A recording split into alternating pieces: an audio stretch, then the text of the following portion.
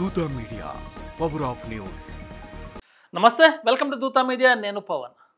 బీఆర్ఎస్లో నెలకొన్న అంతర్గత విభేదాలు మరోసారి బయటపడ్డాయి. ఆ పార్టీ ఎమ్మెల్సీ కేసీఆర్ కూతురు కవిత బీఆర్ఎస్ వర్కింగ్ ప్రెసిడెంట్ కేటీఆర్పై పరోక్షంగా దుయ్యబట్టారు.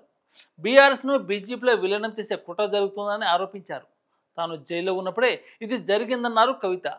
ఢిల్లీలో ఉన్నప్పుడే తనపై కుట్రలు జరిగాయని కవిత తెలిపారు. తన మీద పడి ఏడిస్తే మీకు ఏం వస్తుంది, ఆడబిడ్డ మీద ఏంటి మీ ప్రతాపం అంటూ ప్రశ్నించారు. అయితే తాను జైలుకు వెళ్ళినప్పుడే పార్టీకి ఎమ్మెల్సీ పదవికి రాజీనామా చేస్తానని చెప్పానని, కానీ కేసీఆర్ తనను వారించినట్టుగా తెలిపారు కవిత. లీకు వీరులకు పట్టుకోండి అంటే గ్రీకు వీరులు తనపై దాడి చేస్తున్నారని కవిత ఎద్దేవా చేశారు. మీ తెలివి ప్రతిపక్ష నేతలపై చూపించండి, తన జోలికి వస్తే బాగుండదంటూ ఆగ్రహించారు ఎమ్మెల్సీ కవిత.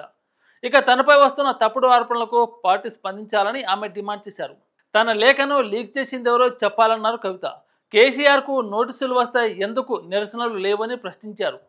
తనపై వస్తున్న తప్పుడు ఆరోపణలను పార్టీ ఎందుకు ఖండించడం లేదని ఆమె నిలదీశారు. పార్టీ చేయాల్సిన సగం పనులు జాగృతి తరపున తాను చేస్తున్నానని వెల్లడించారు. కాంగ్రెస్తో రాయబారాలకు చేసే అవసరం తనకు లేదన్నారు కవిత.